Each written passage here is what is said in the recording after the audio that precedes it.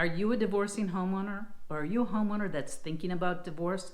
Well, there are 5 big mistakes that I often see people make with their home when it comes to a divorce situation. Well, if that's you and you want to make sure you don't spend time, energy, and lots of money making these mistakes, you're going to want to listen.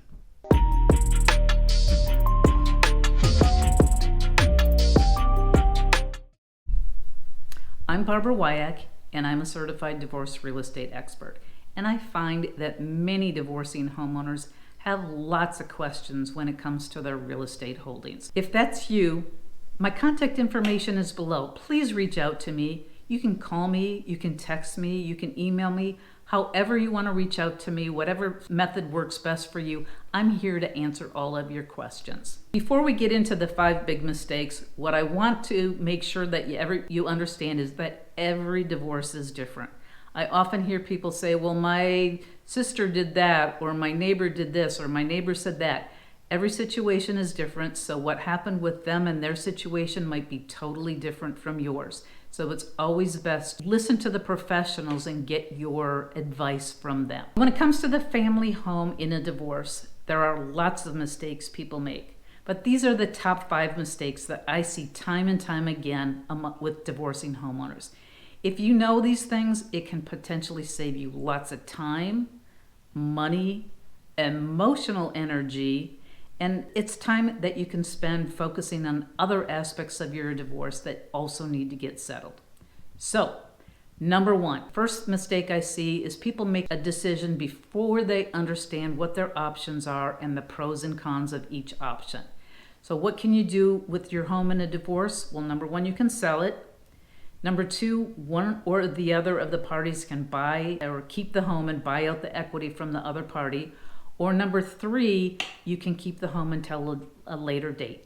Each of these options has pros and cons. They're very numerous, and I can certainly go through these if this is your situation. And again, like I said, I'm here to answer all of your questions. Again, my contact information is below, so if you're really not sure what you want to do with your home, feel free to reach out to me. I'm here to answer all of your questions. The second biggest mistake that I see people making is not getting a proper valuation before they start talking settlement numbers. So they'll do things like go to Zillow and get a Zestimate from them, or they'll look at what maybe their neighbor's home sold for 6 months ago, and so they'll base the value on that. And I can't tell you how incorrect some of these numbers can be. Zillow can be off by as much as 20%. And what the neighbor's house sold for 6 months ago is probably totally different than what your home would sell for today, even if it's the exact same model. So you do need a proper valuation. So you can either reach out to a real estate professional like myself, and we can provide a market value for you, or you can engage the services of a residential property appraiser, and then they can give you a good estimate of your value. The last thing you want is to use something like a Zestimate. You go through, you do all your negotiations, maybe you're going to do a buyout, and then you end up going and working with a lender, and you find out that the number that you were working with is way off, and then it throws all your negotiations back to square one. And by that time, you've probably spent a lot of time and money and emotional energy trying to figure out how to make this work, and then find out that it doesn't. So please get a proper valuation. The third big mistake that I see people making is not considering both the short-term and the long-term consequences, or not having a budget. So what I'll see is people decide that they want to keep the home, but then they don't consider the long-term tax consequences of keeping the home. If there's been a fair amount of equity built up in the home over the last several years, there could potentially be capital gains tax if you go to sell the home in a couple of years. Whereas if you sold it today, there wouldn't be that capital gains tax, or it would be limited because you would be splitting that liability with your spouse. The other thing is people don't consider their budget and the budget items that need to go into keeping the home. Things like property taxes and HOA fees and utilities, maintenance things. You're going to have to keep up the air conditioner, or the house is going to need to be painted every several years. How old are the components of the home, the water heaters and the air conditioning systems? All those things and the costs of those are going to need to be factored in. So you're going to want to work with someone that can help you figure out a budget so that you understand short term, what am I getting? And long term, is this really the best choice for me? The fourth big mistake we often see people making is not making sure that one of the parties decides to keep the home. Liability for the property is also removed from your responsibility.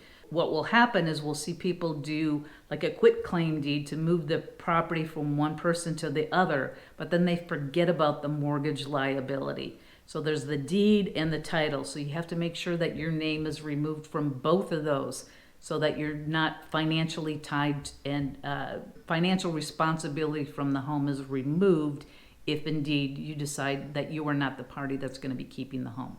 Number 5, and this is a big one, is not choosing the right real estate agent to represent you in your divorce real estate holdings. So what happens a lot of times, and I see a couple will choose a friend or a neighbor to help them with the sale of their home, but that agent might not be educated in all the nuances that are associated with selling a property in a divorce situation. They maybe will align themselves with one or the other parties, so one of them will be upset about what's going on in the situation. Maybe there's some communication issues that are a challenge.